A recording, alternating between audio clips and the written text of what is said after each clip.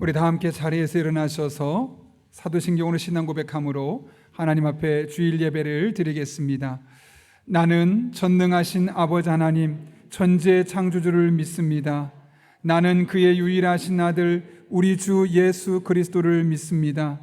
그는 성령으로 잉태되어 동정녀 마리아에게서 나시고 본디오 빌라도에게 고난을 받아 십자가에 못 박혀 죽으시고 장사된 지 사흘 만에 죽은 자 가운데서 다시 살아나셨으며 하늘에 오르시어 전능하신 아버지 하나님 우편에 앉아 계시다가 거기서부터 살아있는 자와 죽은 자를 심판하러 오십니다.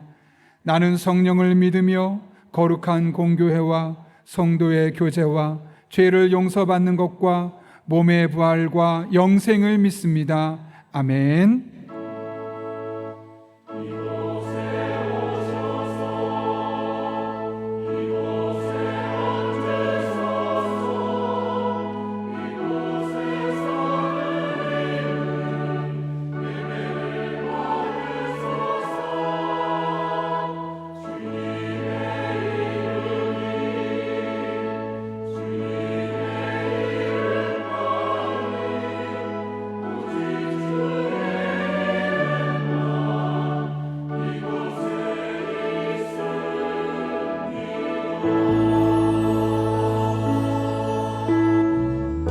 우리 예배를 받기에 합당하신 주님을 경배하며 나아갑시다. 하늘의 문을 여소서 이곳을 주목하소서 주를 향한 노래가 꺼지지 않으니 하늘을 열고 보소서 이곳에 임재하소서 이곳에 임재하소서 주님을 기다립니다. 기도의 연기가 하늘에 닿으니 주여 임재하여 주소서.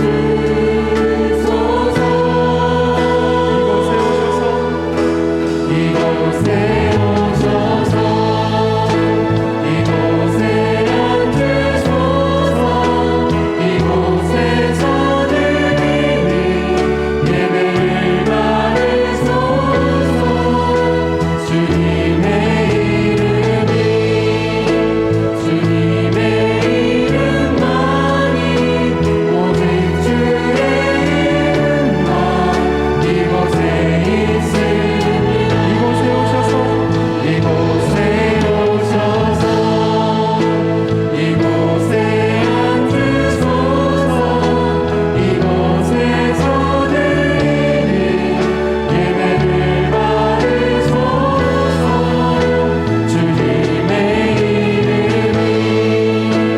주님의 이름만이 오직 주의 이름만 이곳에 있으니 오직 주의 이름만 오직 주의 이름만 이곳에 있으니 오직 주의 이름만 오직 주의 이름만 이곳에 있습니다.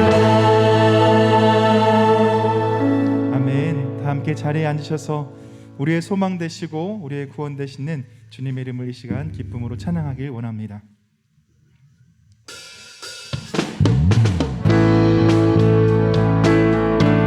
모든 열방의 소망 되시는 예수 그리스도 그 이름을 선포하며 나아갑시다. 예수 예수 열방의 소망 예수 우리의 위로자 주는 온 땅의 영원한 소망 예수 어둠 속에 빛 예수 어둠 속의 빛 예수 변함없는 진리 주는 온 땅에 빛이 되시네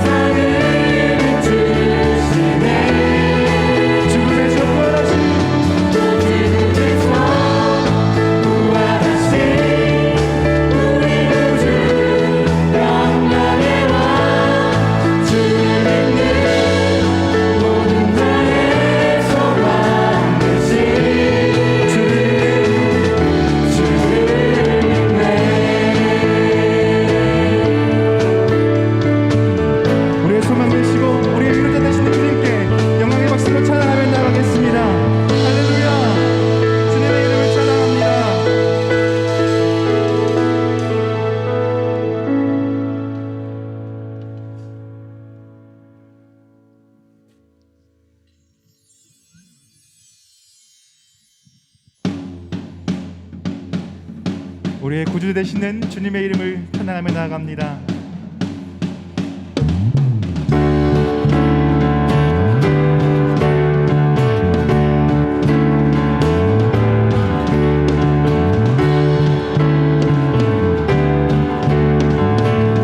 예수로 나의 길 삼고 예수로 나의 구주 삼고 성령과 피로써 거듭나리 이 세상에서 이 세상에서 내 영혼이 하늘의 영광 하늘의 영광 누리도다.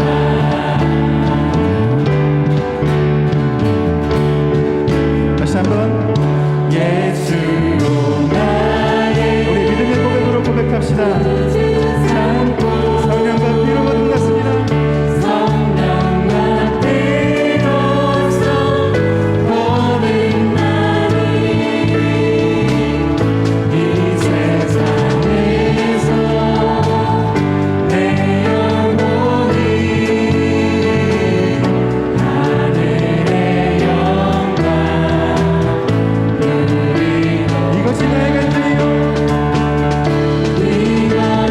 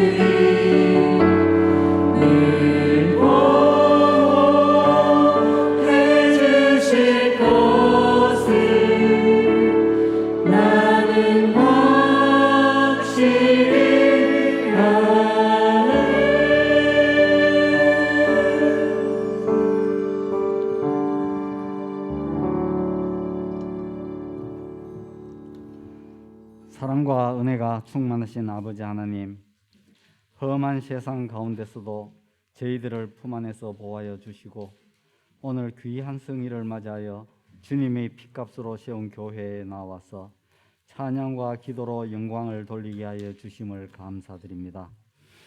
늘 부족하고 어리석은 모습으로 세상과 타협하며 주님의 마음을 아프게 하며 살아왔지만 지금 이 시간 주님 앞에서 깨끗하고 순전한 마음을 허락하여 주시고 주님의 말씀으로 살아가는 귀한 믿음의 삶이 되도록 도와주시옵소서. 온 산하가 단풍으로 물드는 이 아름다운 계절을 허락하시고 모든 만물들이 열매를 맺어 한 해의 결실을 다지는 이 가을을 맞게 하심을 감사드립니다. 이때 저희들의 믿음도 아름다운 열매를 맺어 착하고 충성된 종으로서 주님께 감사하는 마음 부어 주시옵소서. 우리의 삶을 뒤돌아보면 지나온 하나하나가 감사가 아닌 것이 하나도 없음을 고백합니다. 아버지 하나님께서는 너무나 많은 것으로 채워주셨고 보호하여 주시지만 저희들의 어리석은 입술로는 늘 불평과 원망과 또 은혜롭지 못한 모습을 보이면서 살아가고 있음을 용서하여 주시기 바랍니다. 지금 전 세계가 러시아의 우크라이나 침공으로 인해 전쟁의 두려움과 경제적인 어려움으로 많은 고통을 겪고 있습니다. 주님, 어서 빨리 이 전쟁이 끝이 나게 도와주시옵고 전쟁으로 인한 공포로부터 벗어날 수 있게 하여 주시옵소서. 또 우리나라 대한민국을 위해 기도드립니다. 연일 계속되는 북으로부터의 전쟁과 핵의 위협으로부터 벗어날 수 있게 하여 주시옵소서. 또 정치와 경제가 안정되어서 모두가 풍요로움이 가득 찬 생활들이 되도록 도와주시옵소서. 지금 이 시간 저희 교회를 위하여 기도드립니다. 세워주신 담임 목사님을 장중에 잡아주셔서 영육간의 강건함으로 채워주시고 모든 기도하시는 제목들이 온전히 이루어질 수 있게 하여 주시옵소서. 목사님의 가정에도 주님의 은혜가 차고 넘치게 도와주시옵소서. 함께 사역하시는 부교역자님들도 같은 은혜로 채워주시고 가정마다 은혜가 넘칠 수 있게 도와주시옵소서.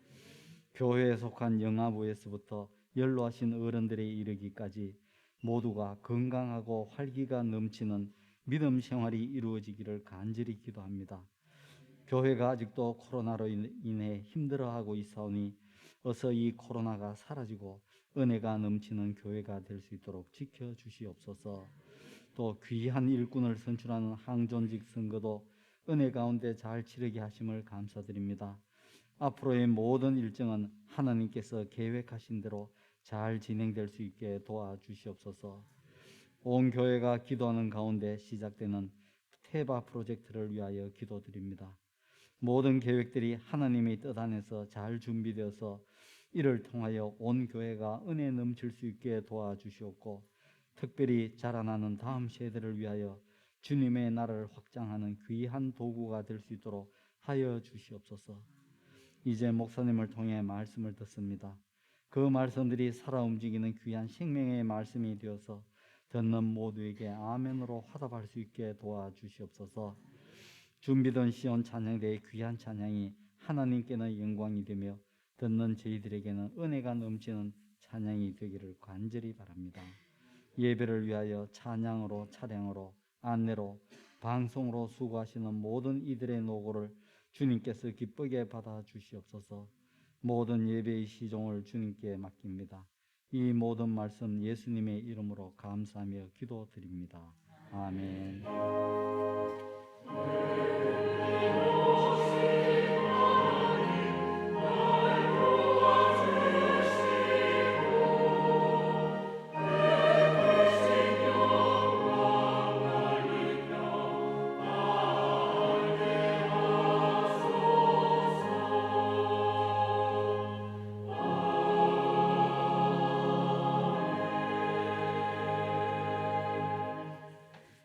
오늘 우리에게 주시는 하나님의 말씀은 사도행전 8장 26절에서 31절까지의 말씀입니다. 사도행전 8장 26절에서 31절까지의 말씀입니다. 신약성경 201쪽에 있습니다. 하나님의 말씀을 봉독하겠습니다. 주의 사자가 빌립에게 말하여 이르되 일어나서 남쪽으로 향하여 예루살렘에서 가사로 내려가는 길까지 가라 하니 그 길은 광야라. 일어나 가서 보니 에디오피아 사람 곧 에디오피아 여왕 간다게의 모든 국고를 맡은 관리인 네시가 예배하러 예루살렘에 왔다가 돌아가는데 수레를 타고 선지자 이사야의 글을 읽더라. 성령이 빌립더러 이르시되 이 수레로 가까이 나아가라 하시거늘 빌립이 달려가서 선지자 이사야의 글 읽는 것을 듣고 말하되 읽는 것을 깨닫느냐. 이것은 하나님의 말씀입니다.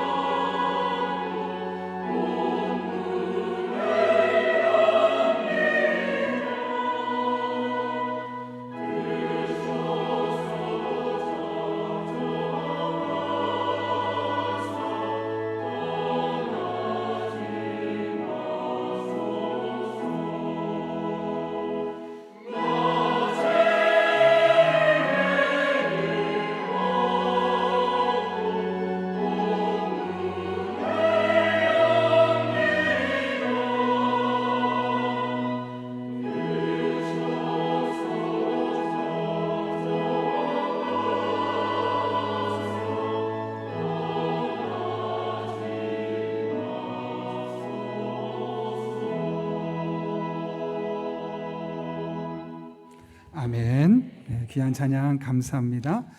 여러분 주부를 참고하실 때 여러분 앞에 귀의 소식 전하겠습니다. 우리 교회를 방문하신 모든 분들 주님의 이름으로 환영합니다. 등록 원하시는 분 말씀하시면 제가 친절하게 도와드리겠습니다. 말씀과 함께 철로 역정 계속 진행 중인데요. 이번 주 금요일부터는 전도서로 넘어가게 됩니다. 따라서 우리 홈페이지에 들어가시면 전도서 개론 영상이 이제 곧 올라오게 될 텐데요. 꼭 먼저 한번 들으시고 애니메이션이라 편하게 들을 수 있는데 꼭 듣고 전도서에 동참하시면 훨씬 더 이해하기가 쉽습니다. 꼭 그렇게 해주시길 부탁드립니다. 오늘도 2부 예배에 한가족 환영식이 있었습니다. 5분의 성도님이 한가족 환영식을 했고 또 2부에 또 한가족에 등록하셨는데요. 한 2분이 우리 교회 새로 오신 분들이 온전한 한가족으로 잘 정착할 수 있도록 홈페이지도 사진도 보시고 또 먼저 다가서시고 또 우리 교회에서 가정 같은 분위기를 느낄 수 있도록 계속 기도해 주시기를 부탁드립니다. 소그룹 개편 안내 드립니다.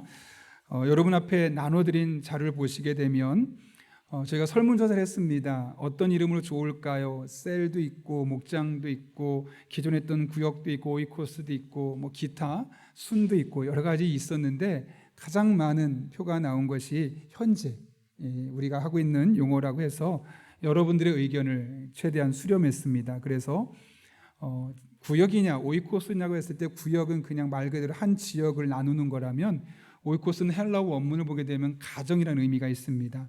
그래서 거룩한 공동체고 또 상호간의 책임과 친밀감이 높은 소모임을 말하는 이 오이코스로 확정을 하게 되었습니다. 그래서 오이코스로 하게 되는데 한 장 넘기시면 여성 오이코스, 또 아래 남성, 또 부부 오이코스 3개로 나뉘어 있는데요.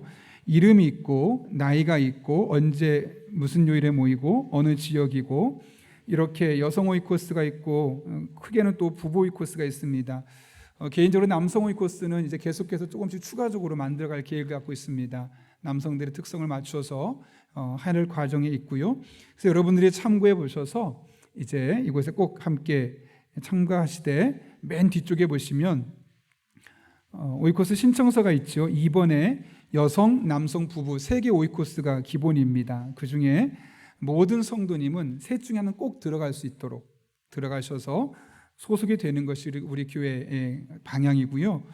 그럼에도 불구하고 나는 내 남편이나 아내를 위해서 꼭 부부 오이코스도 하고 싶다. 그러니까 필수는 하나고 선택하실 분은 2개까지도 가능하다는 것 여러분께 말씀드립니다. 잘 읽어보시고요. 매월 첫째 주일은 전체 모여서 다른 소그룹과 오이코스가 교제하는 시간 갖도록 하고 또 평상시에는 이렇게 따로 모일 수 있도록 그렇게 준비가 되고 있습니다. 오늘 전반적인 내용을 다 이야기하면 여러분 복잡하실 것 같아서 이 선택하는 데만 여러분에게 이 내용을 드리고 다음 주에는 조그만 책자로 만들어서 전반적인 내용을 설명드리도록 하겠습니다. 아울러 맨 아래 3번 보시게 되면 소그룹 참여 신청서가 있습니다. 나는 여성 오이코스 중에 1, 2, 3지방을 쓸 거 아니겠습니까? 그대로 쓰시면 됩니다. 혹여나 2개 하실 분은 박스가 부족한데 밑에 부부 해서 4개를 또 순서대로 쓰시면 저희가 각각의 오이코스의 인원이 적절한 숫자로 맞춰질 수 있도록 기도하면서 교역자들과 함께 준비해서 여러분 모임이 잘 이루어지도록 해드리겠습니다. 아무쪼록 주중에 기도하시면서 꼭 신청서를 써주시길 부탁드리고 10월 23일까지 써주시면 11월 달에 여러분에게 전체 오픈하고 또 그 뒤에 모여서 여러분과 함께 소모임 할 수 있도록 저희가 안내해 드리도록 하겠습니다. 혹시나 궁금하신 거나 문의사항 있으시면 언제든지 교회로 교역자들에게 물어보시면 되겠습니다.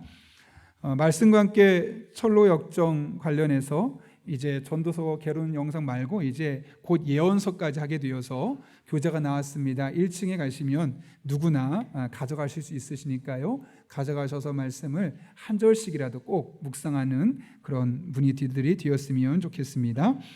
오늘 3부 예배 끝나고 나서 피택자 전체 모임이 있습니다.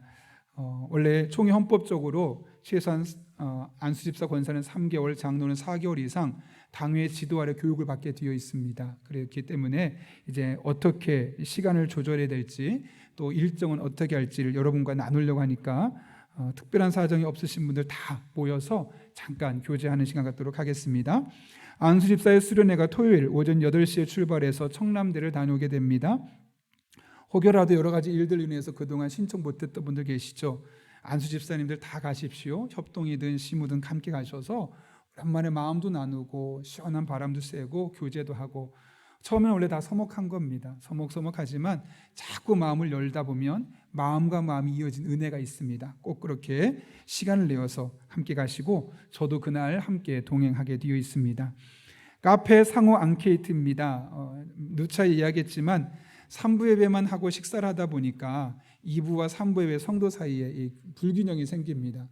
보니까 2부 예배가 적어도 250명 이상이 항상 모이는데 그분들과는 여러분이 소통할 공간과 장소가 없어서 카페로 이 1층 식당 공간을 바꾸게 되었고, 그래서 여러분들이 계속해서 상주할 수 있는 그런 공간으로 만들고 있습니다. 그러면서 이름도 여러분에게 이제 앙케이트를 진행하고 있는데요. 아마 이렇게 될 겁니다. 앞에 카페 라바 혹은 카페 영락 혹은 카페 아쉐르라는 이름이 될 텐데, 세 가지를 보시면서 여러분이 밑에 스티커를 붙여주시면 여러분이 가장 많은 표를 붙인 곳에 저희가 이름을 선정하려고 하는데요. 참고로 가운데 있는 것은 오락이 아니라 영락입니다. 예. 나중에 실제로 옆에다 한글로 쓸 겁니다. 영락이라고. 혹시나 이제 오락 이렇게 쓰실까봐 제가 영원한 즐거움이라는 뜻을, 우리 교회 이름이 그렇습니다. 그리고 아마 아니에요. 여기까지만 할게요. 교우 소식입니다. 윤동영 안수 집사님, 전적수권사님 아들 윤정환 전도사님이 돌아오는 수요일에 목사 안수를 받습니다. 정말 훌륭한 목사님으로 잘 세워질 수 있도록, 또 시간 되시는 분들은 가시겠고 안 되시는 분들도 많이 기대해 주셔서 정말 좋은 목회자로 세워질 수 있도록 마음 써주시길 부탁드립니다. 이규숙 집사님의 아들 심대용 교련의 결혼이 돌아오는 토요일 오전 11시에 논현동의 헤리츠 컨벤션에서 있습니다. 교회 9시 출발해서 9시 15분에 어울림에서 9시, 교회 9시 15분에 경유하게 됩니다. 함께 하실 분들 또 적극적인 시간 내주시고 못 가는 분들도 이 가정 행복할 수 있도록 기대해 주시길 부탁드립니다. 사랑의 성매들의 손길이 있습니다. 이원엽 조정숙 집사님 가정에서 개원 5주년 감사로 드렸습니다. 전량 어려운 이웃들을 섬기는 데 사용하도록 하겠습니다. 옆에 마지막 광고인데요. 찬양 예배가 이제 10월 마지막 주와 11월 첫째 주 두 번이 있습니다. 10월 마지막 주는 재정감사 건축위원회 헌신 예배인데 그 위원회에 속한 분들만 오시라는 게 아니라 그런 주제를 가지고 세미나를 하는 겁니다. 그래서 성경적 재정관리 여러 강사들도 있는데 우리가 김남순 소장님을 이번에 모시게 됐고요. 그래서 여러분도 꼭 오시고, 11월 첫째 주는 참된 예배자의 마음가짐으로 한국교회음악학회 협회 이사로 계신 손호둥 교수님 오십니다. 또 12월 달에는 우리가 김윤진 간사님 찬양팀을 모시고 교회에서 한번 찬양 집회를 하기로 계획이 되어 있습니다. 그런 전반적인 내용들에 대해서 12월 달 내용은 다시 한번 여러분에게 안내해 드리도록 하겠습니다. 더 자세한 광고는 주보를 참고해 주시고 우리 함께 기도하고 하나님의 말씀 나누겠습니다. 거룩하신 아버지 하나님, 오늘도 우리를 주님 전에 불러주신 은혜 감사합니다. 말씀을 듣는 시간입니다. 전하는 자 듣는 자 성령 안에서 하나 되게 하시고 내게 주신 말씀으로 들려질 때 이 말씀이 우리의 삶의 소망이 되고 은혜가 되고 축복의 말씀 되게 하여 주옵소서. 예수님의 이름으로 기도하옵나이다. 아멘. 우리 앞뒤 좌우 있는 분에게 이렇게 인사하겠습니다. 당신은 특별한 사람입니다. 인사하겠습니다.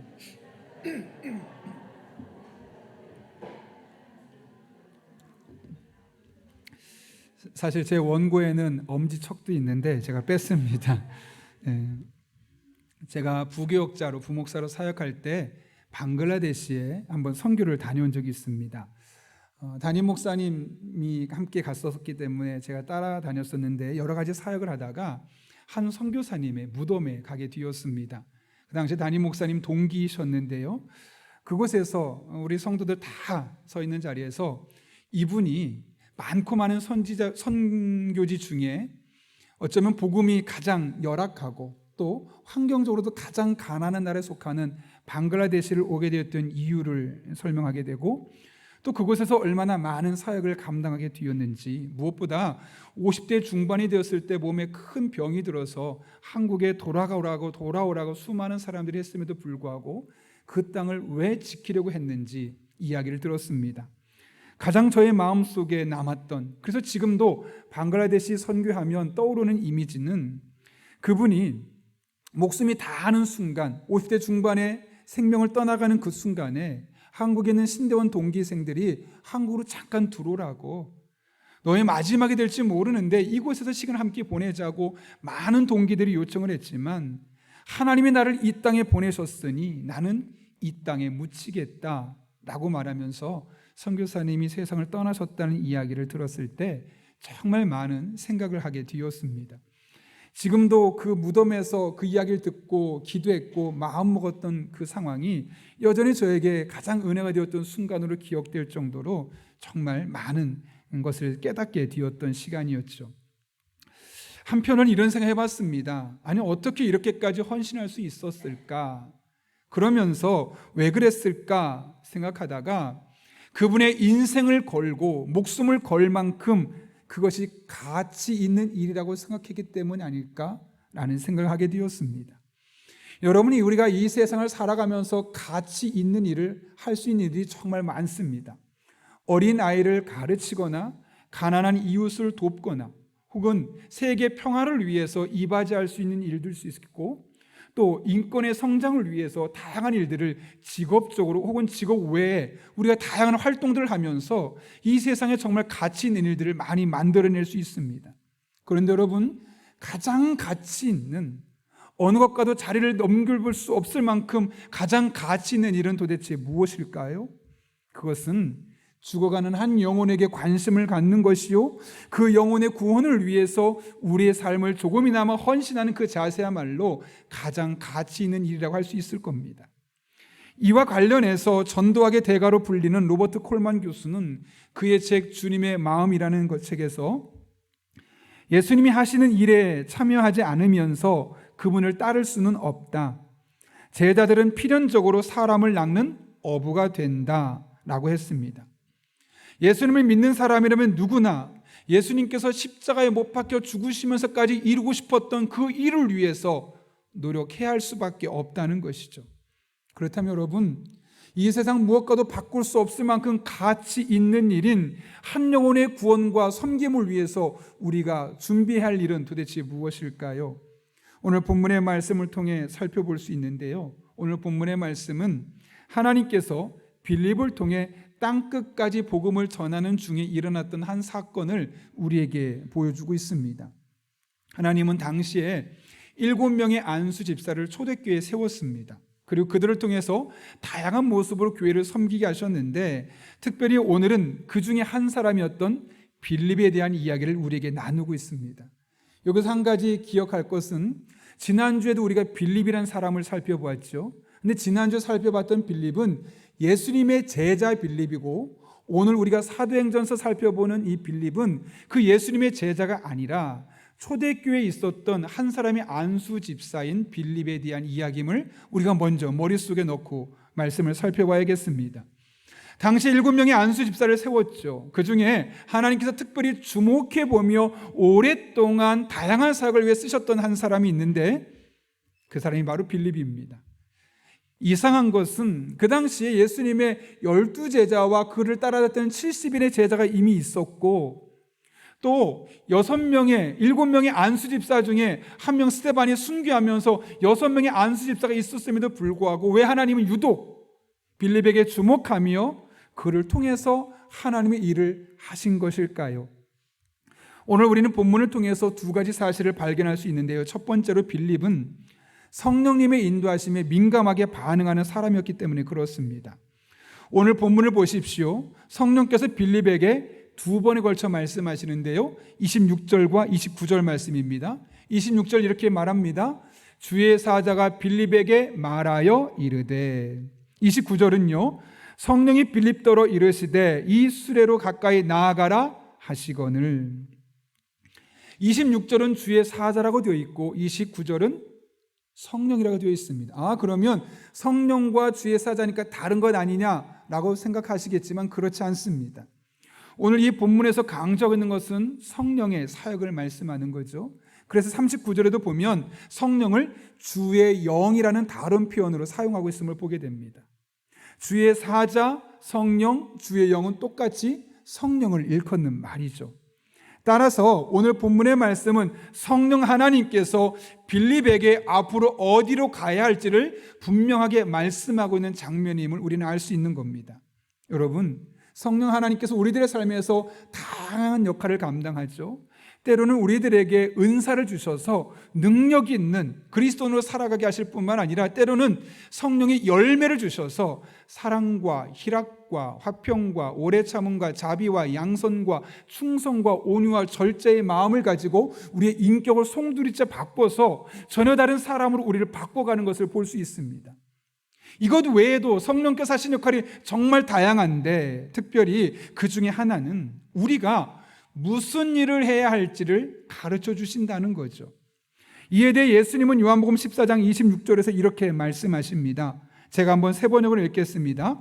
보혜사 곧 아버지께서 내 이름으로 보내실 성령께서 너희에게 모든 것을 가르쳐 주실 것이며 또 내가 너에게 말한 모든 것을 생각나게 하실 것이라.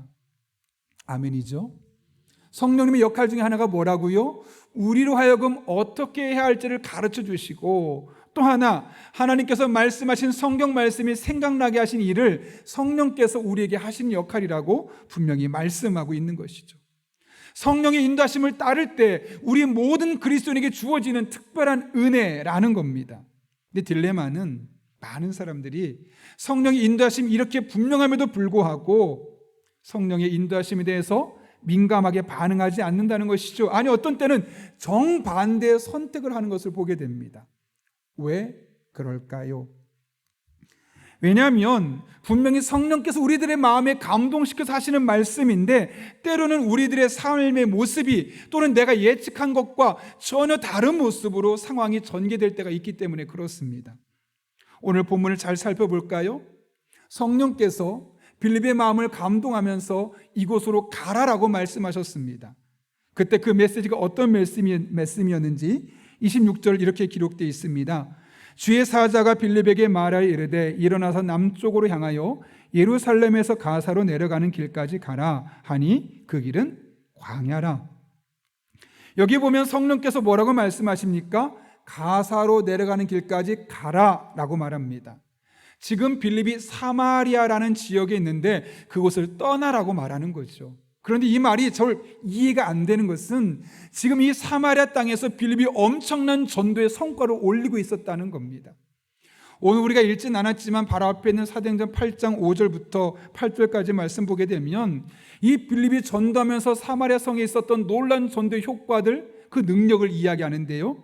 제가 한번 읽어보겠습니다. 빌립이 사마리아 성에 내려가 그리스도를 백성에게 전파하니 무리가 빌립의 말도 듣고 행하는 표적도 보고 한 마음으로 그가 하는 말을 따르더라. 많은 사람에게 붙었던 더러운 귀신들이 크게 소리를 지르며 나가고 또 많은 중풍병자와 못 걷는 사람이 나으니 그 성에 큰 기쁨이 있더라. 아멘. 지금 사마리아에서 이런 놀라운 일이 있었던 겁니다. 처음 가는 동네에서 이런 복음의 능력이 있었는데 하나님 뭐라고 말씀하시냐면 그 황금 어장을 떠나라는 것이죠. 여러분 우리 속담 중에 물 들어올 때 노를 저으라 말 있지 않습니까? 그러면 오히려 여기서 자신의 영향력이 극대화되고 있을 때 복음을 전하면 얼마나 많은 사람들이 이 빌립의 말을 받아들이겠습니까? 하나님은 뜬금없이 거기를 떠나라는 겁니다. 더군다나 그가 간 곳이 어디냐? 26절 끝에 보면 그곳은 광야라. 여러분 그 당시에 광야가 어떤 곳입니까? 뜨거운 햇빛이 내리쬐고 또 따가운 모래바람이 휘날리는 곳, 사람의 흔적을 찾을 수 없는 곳. 여러분 빌립이 지금 뭐 하는 사람입니까? 전도하는 사람이거든요. 그런데 전도하는 사람한테 사람 아무도 없는 곳. 전도하려면 적어도 큰 도시를 가거나 소도시에 가서 사람을 볼 수 있는 곳을 가야 되는데 사람을 만나기도 힘든 광야로 하나님이 가라는 겁니다. 성령께서 주신 이 메시지가, 이 감동이 너무나 상황적으로 맞지가 않는 겁니다. 더군다나 왜 그것으로 가야 하는지 이야기하지 않고 그냥 가라고만 하는 겁니다. 여러분 이 세 가지 상황을 한번 정리해 보십시오.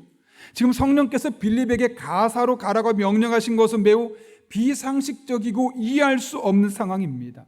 제가 만약 빌립 같았어도 하나님 도대체 지금 말도 안 되는 소리 하고 계신 것 같습니다. 이곳에 머무는 것이 가장 합리적입니다 라고 말할 수밖에 없는 상황입니다. 그런데 우리들의 삶에도 성령께서 이러실 때가 있죠. 그래서 많은 사람들이 분명히 성령께서 내 마음을 감동하시는데 내 환경을 보면 그것을 따르고 싶지 않은 상황에 처하게 되는 겁니다. 그래서 성령의 인도하심을 분별하기 힘들고, 그래서 어떤 때는 이런 난해할 수 있는 성령의 인도하심보다는 누구나 쉽게 판단할 수 있는 상황을 따라서 결정할 때가, 그래서 성령의 음성과 정반대의 결정을 할 때가 얼마나 많은지 모릅니다. 여러분, 이런 때 우리는 어떻게 될까요? 우리의 상황은 그게 아닌 것 같은데 성령님께서 자꾸 내 마음속에 그렇게 하라고 나를 밀어붙일 때는 어떻게 될까요? 상식을 따라가고 누가 봐도 납득이 되는 상황을 따라가야 하는 걸까요? 아니면 그럼에도 불구하고 약간 이상해 보이지만 주시는 성령의 감동을 따라 움직여야 할까요? 오늘 빌립은 어떻게 했습니까? 한번 볼까요? 26절과 27절 말씀 보게 되면 26절에 성령의 명령이 있습니다. 빨간 글씨를 보게 되면 주의 사자가 빌립에게 명하여 이르시되 일어나서, 동사입니다, 가라. 두 가지 동사 썼죠. 일어나 가라. 그 빌립이 어떻게 반응합니까? 27절에서 일어나 가서. 재미있는 것은 이 사도행전의 저자가 누가 아니겠습니까? 의사로 아주 꼼꼼한 사람입니다. 의도적으로 26절에 일어나 가서란 단어와 27절에는 일어나 가서란 단어를 똑같은 단어를 쓰고 있는 겁니다. 왜요? 빌립이 그 감동의 말씀을 듣자마자, 성령이 자신의 마음을 감동시키자마자 상황 볼 것 없이 일어나 갔다는 사실, 즉각적으로 순종했다는 사실을 우리에게 말씀하기 위해서죠. 또 한 번 성령이 그의 마음을 움직이시죠. 29절과 30절 말씀인데요, 29절에 성령께서 명령합니다.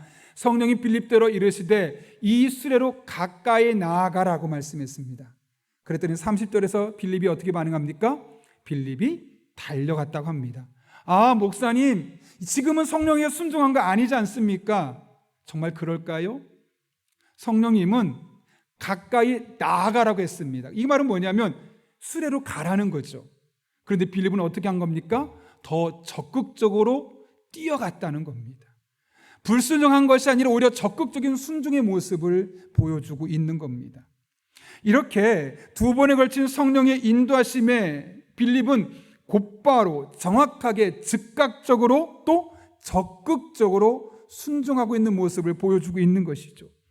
그 결과 어떤 일이 일어나든가요, 아무도 없을 것으로 예측됐던 그 광야에 특별한 한 사람이 기다리고 있었습니다. 그는 에디오피아의 넷이었습니다. 중요한 것은 그 사람의 신분입니다. 여러분, 오늘 27절 뭐라고 기록되어 있는가? 여러분이 한번 읽어볼까요? 시작. 일어나 가서 보니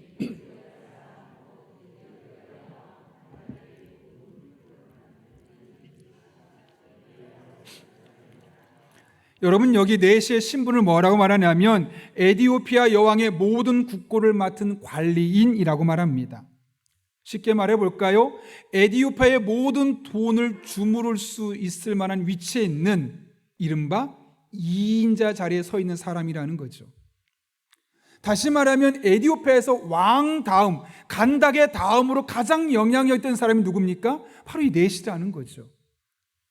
여러분, 잘 생각해 보십시오. 빌립이 에디오피아에 가서 복음을 전하라고 하면 어떻게 될까요? 말도 안 통하죠. 그곳에 가서 그들의 언어에 정착하고 그들의 문화를 정착하고 그들과 관계를 맺으려면 엄청나게 오랜 시간을 걸리고, 그들이 복음의 메시지를 전할 때 피부 색깔도 다르잖아요. 에디오피아는 흑인, 니그로거든요. 그러니까 너는 피부도 다르잖아, 배척하지 않겠습니까? 한 사람에게 복음 전하는 것이 얼마나 힘들었을까요? 그런데 한 명한테 딱 복음 전했는데 그 사람이 받아들이고 세례까지 받은 겁니다. 알고 봤더니 에디오피아의 2인자인 겁니다. 이 하나님의 일하심이 얼마나 놀랍습니까? 빌립이 몇 날 며칠 몇 년 몇십 년을 하는 것보다 한 사람이 가진 이 영향력이 얼마나 큰지를 하나님이 이용하시기 위해서 성령을 통해서 그의 마음을 감동해 주셨던 것이죠. 여러분, 혹시 로마가 국교화되는 과정이 어떻게 된지 기억하십니까? 318년에 콘스탄티누스가 이제부터 로마의 공식 종교는 황제 숭배가 아니라 기독교입니다라고 말하는 순간 모든 로마 시민이 기독교인이 되지 않았습니까? 지금 이 넷에게는 그만한 힘이 있는 겁니다. 더군다나 지금 간닥의 가장 총애하는 사람입니다. 하나님의 일하심이 이렇게 놀랍습니다. 성령이 주시는 감동을 따라가면 내 생각보다, 내 계획보다, 내 예측보다 훨씬 큰 계획을 갖고 훨씬 놀라운 일을 행하시는 하나님의 일하심을 경험할 수밖에 없다는 것이죠. 여러분, 성령께 순종하면 이상해 보이는 상황, 말도 안 되는 상황이 최고의 상황, 최선의 상황으로 바뀌시는 것을 믿을 수 있기를 바랍니다. 서울에 있는 새로운 교회 한옥 목사님이 쓴 책에 기독교 출판사 중에 규장이라고 있거든요. 그 규장 출판사에 대한 이야기가 나오는데요. 어느 날 두 분이 만나서 대화를 나누는데 규장 출판사의 사장님이 말하는 겁니다. 우리 저를 비롯해서 모든 직원이 정말 성령 충만하고 눈물 펑펑 흘리면서 하나님의 임재를 경험했다. 너무너무 은혜가 넘친다고. 그래서 한옥 목사님이 물어봤다고 그래요. 그러면 그렇게 성령의 은혜를 깊이 경험하고 나서 회사를 경영하고 운영하는 방침에 어떤 변화가 있었습니까? 좀 달라진 게 있나요? 그전과? 그러자 이렇게 말했다고 그러죠. 예, 우리 회사는 3개월 생존 모드로 살아갑니다. 아니, 도대체 이게 무슨 말인가? 성령 충만하면 3개월이 아니라 미래 걱정 없이 우리 그냥 앞날만 보고 나아갑니다 이렇게 말해야 되는데 3개월 생존 모드로 나간다고 하니까 걱정이 돼서 도대체 그게 무슨 말입니까? 라고 물었더니 그분이 진작에 이렇게 답했다고 하죠. 회사 전체가 성령의 부흥을 체험한 이후에 회사 안에 기도실을 만들었습니다. 저와 전 직원이 시간을 정해놓고 들어가서 기도하며 회사 일을 진행하고 있습니다. 성령께서 한 걸음 한 걸음 이끌어 주시는 대로 작가도 발굴하고 새로운 책도 기획합니다. 그러니까 유명하다고 달려가서 책 써주세요라고 말하는 것이 아니라 아무리 유명한 사람이 있어도 성령님께서 인도해 주시길 바라며 기도한다는 거죠. 사장님도 들어가 기도하고 직원들도 기도하고, 하나님, 우리가 이 시점에 책을 써야 되는데 성령 하나님께 우리의 마음을 감동시켜 주셔서 어떤 사람을 저자로 선정할지, 또 어떤 주제로 책을 쓸지, 또 책은 어떤 식으로 표제를 만들어 갈지, 이런 지혜를 성령님 우리를 감동해 달라고 사장님과 모든 직원들이 시간을 정해놓고 매일매일 기도하는 겁니다. 계속해서 말합니다. 앞날을 내다보고 장기 계획을 세우고 가야 하는데 그게 잘 안 됩니다. 하나님께서 보여주시는 만큼 가려고 합니다. 그래서 3개월 이후의 계획은 잘 안 세우지요. 사장으로서 내린 말이라고 보기에는 참 형편없어 보이고 대책 없어 보이고 매우 비합리적인 사람처럼 보입니다. 곧 망할 것처럼 보입니다. 그러나 이런 과정을 통해서 매 순간순간 기도하면서 성령님의 인도하심과 지혜를 따르면서 주어진 일상의 삶을, 회사를 운영해 나갈 때 정말 정확하게 적합한 사람을 만나서 책을 펼쳐내게 되고, 많은 구독자들이 모여지게 되면서 어려울 것처럼 보였던 3개월 이후의 계획을 갖고 있지 않은 그 회사는 점점점 커지면서 경제적으로 넉넉해지면서 더 많은 책을 펼쳐낼 수 있게 되었음을 말씀하고 있는 것이죠. 철저하게 준비하는 과정에서부터 기도하며 성령님의 인도하심을 구하고 그분의 인도하심을 따르니 성령 하나님께서 가장 좋은 길로, 가장 선한 길로 인도하여 주신다는 것이죠. 여러분, 그런데 바로 그 성령님이 여러분이 믿고 여러분이 신뢰하는 성령님임을 믿으십니까? 여러분, 이 말이 계획하지 말라는 것이 아닙니다. 아무런 준비 없이 무턱대고 살라는 말이 아닙니다. 준비도 하고 계획도 해야 되지만 가장 중요한 결정을 내리는 순간에는 철저하게 기도하며 성령께서 내 마음을 감동하실 때 그 마음을 따라 행동할 것을 우리에게 말씀하고 있는 것이죠. 그러면 여러분이 계획한 것보다, 여러분이 준비한 것보다 훨씬 큰 계획을 준비하고 계신 하나님의 예비하신 손길을 경험하게 될 것입니다. 여러분, 성령 충만을 사모하십시오. 성령 인도하심을 따라 살기로 결단하십시오. 반드시 여러분의 삶 가운데 여러분의 삶을 선한 길로 인도하시는 이 성령님의 은혜가 날마다 순간마다 경험되게 될 것입니다. 그런 은혜를 경험하는 저와 여러분 될 수 있기를 예수님의 이름으로 축원합니다. 그런가 하면 빌립은 두 번째로 하나님의 말씀으로 잘 준비된 사람이었습니다. 빌립이 성령님의 인도하심을 따라서 네시에게 다가섰죠. 그랬더니 네시가 뭔가 읽고 있는데 그때 빌립이 그에게 한 가지 질문합니다. 네가 지금 읽고 있는 거 너 깨닫고 있니? 30절 말씀이죠. 읽는 것을 깨닫느냐? 이것만 언뜻 보게 되면 너무 궁금해서 그냥 질문한 것처럼 보입니다. 그러나 빌립은 그 말씀이 지금 이 내시가 읽고 있는 말씀이 어떤 말씀인지를 이미 알고 있었습니다. 30절 말씀을 자세히 한번 읽어볼까요? 빌립이 달려가서 선지자 이사야의 글 읽는 것을 듣고 말하되 읽는 것을 깨닫느냐. 잘 보십시오. 갔더니 내시가 이사야서를 읽고 있는 것을 보고 나서 이사야서를 읽고 있네 해서 너 그거 내용 알고 있니? 물어본 게 아니라는 겁니다. 그냥 내시가 소리를 내서 읽고 있는데 그걸 딱 듣는 순간 이사야서의 말씀이구나 알아차렸다는 겁니다. 굳이 어디 성경으로 말하지 않았어도 딱 듣는 순간 저거는 이사야서의 말씀이야, 혹은 마태복음의 말씀이야, 누가복음의 말씀이야, 사도행전 말씀이야 라고 예측하고 그것을 정확하게 알아낼 수 있을 만큼 이미 성경의 준 전문가가 되어 있음을 오늘 본문 우리에게 말씀하고 있는 것이죠. 중요한 것은 빌립이 목회자가 아니었다는 거예요. 사도행전 6장에 보게 되면 처음에 7명의 집사를 세우죠. 그때 보시면 첫 번째가 스데반이었고 두 번째가 빌립이라는 사람이었습니다. 안수 집사였습니다. 평신도였습니다. 아니 그가 평신도에서 안수 집사가 된 건 얼마 되지 않고 그냥 흔히 말하면 서리 집사였습니다. 그랬는데 그는 성경 말씀을 딱 듣는 순간 저건 이사야 말씀이야 정확하게 잡아낼 수 있을 만큼 성경을 잘 알고 있었던 사람이었다는 거죠. 더 놀라운 것은요, 그 뒤에 이어지는 말씀을 보면 그 이사야 말씀을 딱 듣고 나서 그에게 다가서고 너 그 말씀 깨닫느냐라고 물은 다음에 그 말씀을 자세하게 설명해 주고 설명할 뿐만 아니라 예수 그리스도 복음까지 전했다는 겁니다. 미리 내시한테 뭐를 가르쳐 줄까 연구해서 가서 가르쳐 준 것이 아니라 갑자기 딱 들었는데 그 말씀이 어떤 말씀인지 이미 해석할 수 있을 만큼 그가 충분히 성경을 많이 읽었고 연구하는 사람이었음을 우리에게 분명하게 말씀해 주고 있는 겁니다. 그는 자신의 말씀을 읽을 뿐만 아니라 다른 사람에게 말씀을 설명해 줄 수 있을 만큼 숙련된 말씀 전문가였다는 것이죠. 하나님께서 많고 많은 사람 중에 빌립을 들어 쓰신 이유가 바로 여기 있는 겁니다.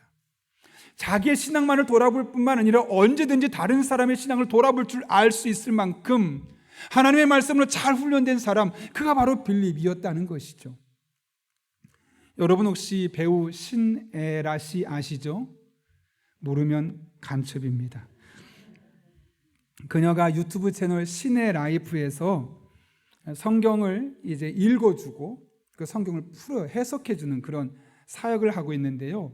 누군가 묻습니다. 왜 그런 일을 하냐고 했더니 자기가 살아보니까 성경을 읽을 수 없는 상황에 놓인 사람이 있다는 거죠. 그리고 읽을 수는 있어도 이게 무슨 뜻인지 모르는 사람이 너무나 많아서 어떻게 하면 그런 사람에게 내가 성경을 잘 읽을 수 있게끔, 아니 듣는 것만으로 성경을 알 수 있게끔 해줄 수 있을까 고민하다가 성경을 읽어주고 읽는 것뿐만 아니라 이 성경이 무슨 내용인지를 이제 설명해주고 해석해주고 있는 것이죠. 그러면서 자신의 간증까지 덧붙이는데요. 원래 중학교 2학년 때부터 교회를 다녔습니다. 그러나 하나님이 정말 살아계시다는 것을 믿고 그분을 나의 구세주로 영접한 것은 29살이었죠. 중학교 2학년 때부터 29살 때까지 그 오랜 시간 동안 그녀에게 하나님은 그냥 내가 필요할 때 선물 주는 산타크로스 같은 하나님, 또한 내가 너무너무 힘들 때 나를 지켜주시는 수호천사 같은 하나님, 혹은 내게 필요한 것을 건네주시는 그런 램프 요정 지니 같은 하나님, 뭐 그런 정도로 하나님을 알았다는 겁니다. 그렇게 29살까지 살고 있었는데 어느 날 보니까 내가 하나님을 잘 모르고 있었다는 걸 알게 되는 겁니다. 하나님이 그런 하나님이 아닌데 훨씬 더 큰 하나님인데 내가 하나님을 잘못 알고 있었구나, 내가 하나님을 오해하고 있었구나라는 것을 그가 깨닫게 된 겁니다. 그 이유는 자신이 성경을 안 읽었기 때문이었음을 알게 되었던 것이죠.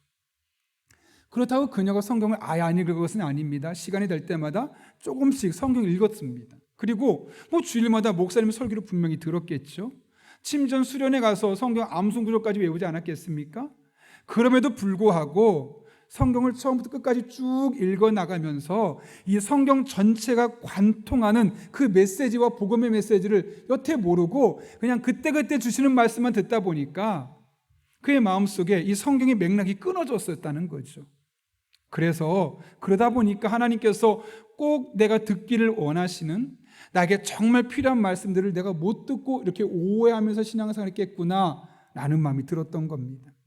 그래서 29살이 되어서 이렇게 돼서는 안 되겠다, 내가 성경을 제대로 알아야 되겠다. 그래서 창세기부터 쭉 끝까지 읽어나가되 그냥 읽기만 하는 것이 아니라 통독하면서 그 통독하는 내용들을 통해서 이 부분은 어떤 내용인지를 정확하게 하나씩 하나씩 배워가고, 그러면서 그걸 모르는 사람들에게도 내가 은혜를 끼쳤으면 좋겠다라는 마음에 이 유튜브를 통해서 성경을 읽고 무슨 뜻인지 설명해 주고 있는 것이죠.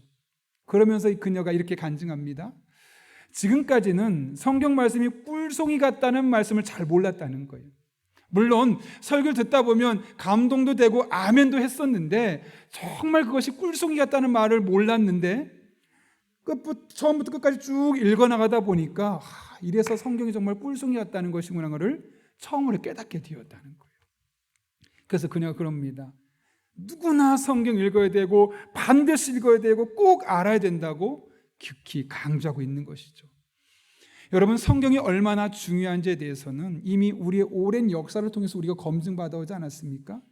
그 중에 제가 토머스 왓슨이라는 한 분의 이야기만 하면 그분이 이렇게 말합니다. 성경은 성령의 도서관이다. 왜냐하면 성령의 감동으로 쓰여졌으니까요. 성경이 그것은 하나님에 관한 지식의 총론서로서 종교에 관한 세밀한 규범과 강령을 담고 있다. 또 그것은 그 안에 우리가 믿어야 할 것과 우리가 실천할 것들을 담고 있다. 성경 안에 믿어야 할 것과 우리가 실천해야 될 요소들을 다 담고 있다는 것이죠. 여러분, 이것뿐만 아닙니다. 사도 바울은 디모데후서 3장 15절부터 17절까지 말씀을 통해서 성경이 우리의 삶에 얼마나 중요한지를 이렇게 말씀하는데요. 우리 먼저 15절부터 읽어볼까요? 같이 읽습니다. 시작. 그대는 어려서부터 성경을 알았는데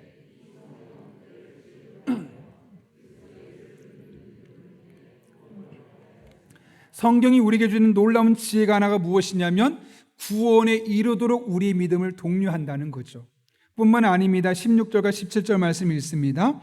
모든 성경 말씀은 하나님께서 감동을 주셔서 기록되었기 때문에 진리를 가르쳐주며 삶 가운데 무엇이 잘못되었는지 알게 해줍니다. 또한 그 잘못을 바르게 잡아주고 의롭게 사는 법을 가르쳐줍니다. 말씀을 통해 하나님을 바르게 섬기는 자로 준비되게 하고 모든 좋은 일을 하는 사람으로 자라게 합니다. 아멘. 이것이 바로 우리가 하나님의 말씀인 성경을 읽어 나갈 때마다 우리들의 삶에 조금씩 나타나는 변화들이라는 겁니다. 그러니 여러분, 우리가 성경을 계속 읽어 나간다면 우리가 먼저 놀랍게 변하지 않겠습니까? 그리고 우리가 변화돼 모든 좋은 일을 할 수 있는 사람으로 바뀌어지게 된다면 우리가 가정 속에서 교회 안에서 만나는 수많은 사람에게 선한 일을 행하는 과정을 통해서 내가 속해 있는 공동체마다 놀라운 변화를 경험할 수 있지 않겠습니까? 그래서 성경을 읽어야만 하는 것이고, 그래서 성경을 알고 읽는 것에 그치는 것이 아니라 누군가에 설명할 수 있을 만큼 성경의 준 전문가가 되어야 하는 것입니다. 목사이기 때문에, 선교사이기 때문에, 장로이기 때문에가 아니라 성도라면 누구나 빌립도 집사였을 때, 안수 집사 되기 전에 집사였을 때 이미 그 성경을 잘 알고 누군가를 가르칠 수 있었던 사람이 되었던 것처럼 우리 또한 그렇게 하나님의 말씀을 가까이 하고 말씀을 배우고 말씀으로 훈련된다면 하나님의 수많은 사람 중에 여러분을 주목해 보실 것입니다. 그리고 여러분을 통해 일하시는 것을 경험하게 될 것입니다.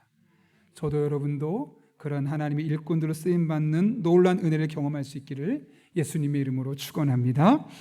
우리 함께 기도하겠습니다. 이 시간 기도할 때 한 1분 정도만 기도하는데요, 오늘 말씀을 기억하며 하나님 앞에 기도합니다.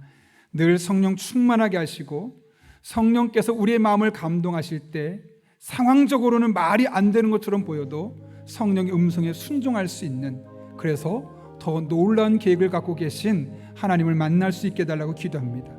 한 걸음 나아가서 말씀의 준 전문가가 될 수 있게 달라고, 설교 듣는 것에 만족하지 아니하고 귀환의 성경 공부 과정, 내년에 통독을 진행하려고 하는데 이 통독하는 과정에 적극적으로 참여하면서 그 말씀을 통해 하나님의 은혜를 함께 경험할 수 있게 해달라고, 우리 이 시간 이 두 가지 기도 제목 놓고 하나님의 도우심을 구하며 1분 정도 함께 기도하겠습니다.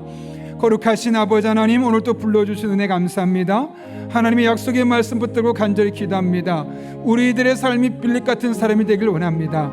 늘 성령 충만하게 하시고 영적으로 깨어있게 도와주셔서 환경으로 볼 땐 누가 봐도 아닌데 성령께서 우리의 마음을 감동하실 때 앞뒤 돌아보지 아니하고 성령의 감동하심을 따라 즉시 즉각적으로 적극적으로 순종할 수 있는 믿음의 사람들 되게 하여 주옵소서. 뿐만 아니라 하나님의 말씀을 듣기만 해도 어디 있는 말씀인지 알아차릴 정도로 성경의 준 전문가가 되게 도와주시옵고, 그렇게 하나님의 말씀으로 든든히 세워질 때 우리의 삶의 놀라운 변화, 하나님의 임재와 사랑과 은혜를 경험할 수 있는 믿음의 사람들 되게 하여 주옵소서. 오늘도 우리를 붙잡아 주시고 오늘 우리의 삶 가운데 이 하나님의 은혜와 능력이 온전히 경험될 수 있도록 주님 인도하여 주옵소서. 주님만을 바라보니 찬양하며 의지하오니 신실하신 하나님, 우리 성도들에게 복의 복을 더하여 주옵소서. 거룩하신 아버지 하나님, 오늘도 귀한 말씀을 통하여 우리가 늘 성령 충만한 가운데 상황을 바라보는 것이 아니요 성령의 감동을 따라 움직이는 것이 가장 복된 길이요 하나님이 일하신 것을 목도하는 것을 깨닫게 하신 은혜 진심으로 감사를 드립니다. 늘 성령 충만하여 환경을 바라보지 아니하고 내 마음에 주시는 감동을 따라갈 때 더 큰 것, 더 놀라운 것을 이해하고 계신 하나님의 은혜를 날마다 경험하는 하나님의 사람들, 또 그것을 간증하며 살아갈 수 있는 하나님의 백성들 되게 하여 주옵소서. 뿐만 아니라 말씀의 준 전문가가 되어서 말씀이 우리를 새롭게 하고 말씀이 우리의 인격을 바꾸고 그로 말미암아 우리 가정과 교회와 내가 속한 모든 곳마다 놀라운 변화를 맛볼 수 있도록 주님 은혜를 더하여 주옵소서. 예수님의 이름으로 기도하옵나이다. 아멘. 이 시간 찬송가 391장 부르실 때 마지막 절에 일어서서 봉헌하시겠습니다.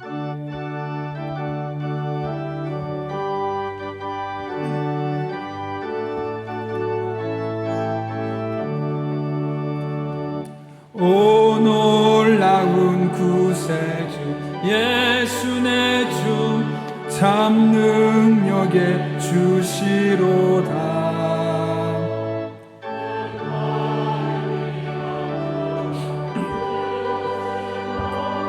내 영혼을 숨기시네.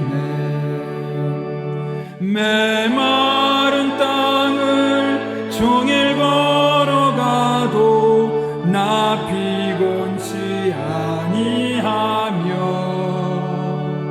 저 위험한 곳 내가 이를 때면 큰 바위에 숨기시고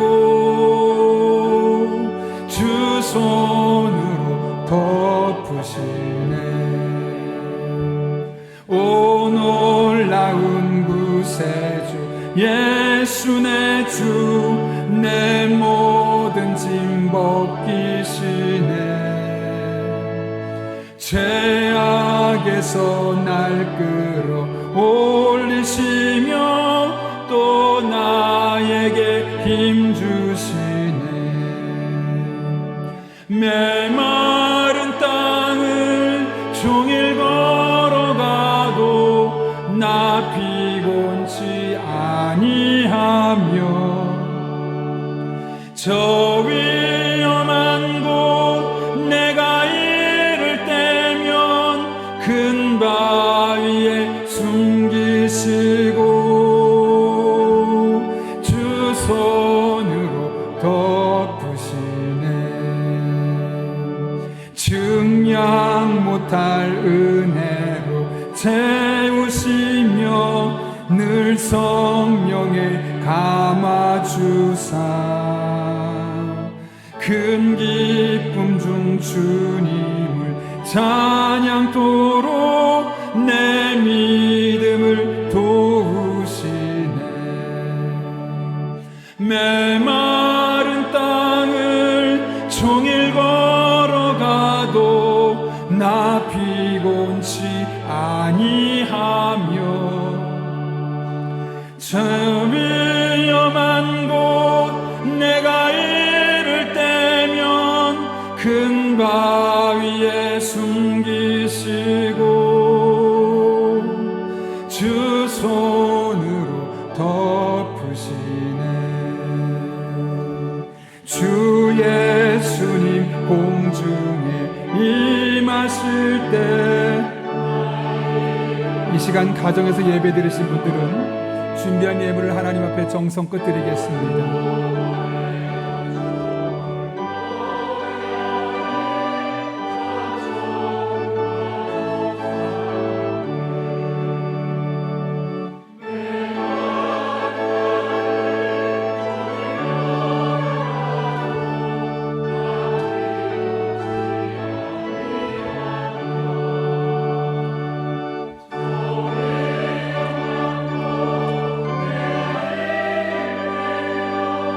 큰 바위에 숨기시고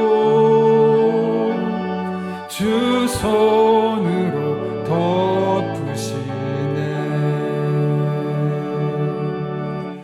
거룩하신 아버지 하나님, 거룩한 우리들이지만 메마른 땅을 걷고 위험한 곳에 이를 때면 언제든지 우리를 숨기시고 주님의 손으로 덮어주시고 측량 못할 은혜로 우리에게 성령의 감화를 주셔서 우리의 믿음을 더해 주셔서 그 모든 상황을 이겨내게 하시고 견뎌내게 하시고 오늘 이렇게 주님 앞에 나와 예배하게 하시는 은혜 진심으로 감사를 드립니다. 이 모든 것이 하나님의 은혜였음을 알기에 오늘 빈손으로 나오지 않았습니다. 마음과 사랑의 고백을 담아 다양한 제목들로 하나님 앞에 예물들을 드립니다. 모든 예물 기쁘게 받아주시옵고 우리 성도 한 분 한 분의 삶 가운데 건져주시고 숨겨주시고 덮어주시는 놀라운 은총을 경험하는 복된 한 주간 되게 하여 주옵소서. 우리 성도님들의 삶의 자리로 나아갑니다. 피와 땀이 배어있는 이 모든 예물을 기쁘게 받아주시옵고 우리 성도 한 분 한 분의 삶 가운데 갚아주실 뿐만 아니라 우리를 하여금 늘 성령으로 충만하게 하여 주셔서 하나님 아버지의 마음을 시원케 한 일에만 사용할 수 있도록 주님 은총 더하여 주옵소서. 삶의 자리로 나가는 성도 한 분 한 분에게 때를 따라 돕는 은혜가 필요하오니 힘 주시고 능력 주시고 지혜 주시고 만남의 복을 주옵소서. 늘 성령으로 충만하게 하여 주셔서 우리는 마땅히 기도할 바를 알지 못하지만 성령의 감동으로 마땅히 기도할 바를 알게 하시고 그렇게 기도할 때마다 모든 것을 합력해 선을 이루신 하나님의 은혜가 우리 성도들의 삶에 경험되고 간증되게 하여 주옵소서. 예수님의 이름으로 기도하옵나이다. 아멘. 우리 함께 파송의 찬양 부르시고 축도함으로 예배 마치겠습니다.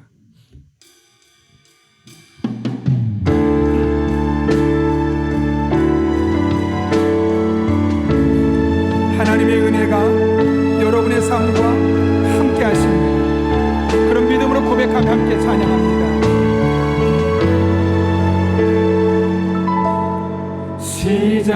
시작됐네. 아멘.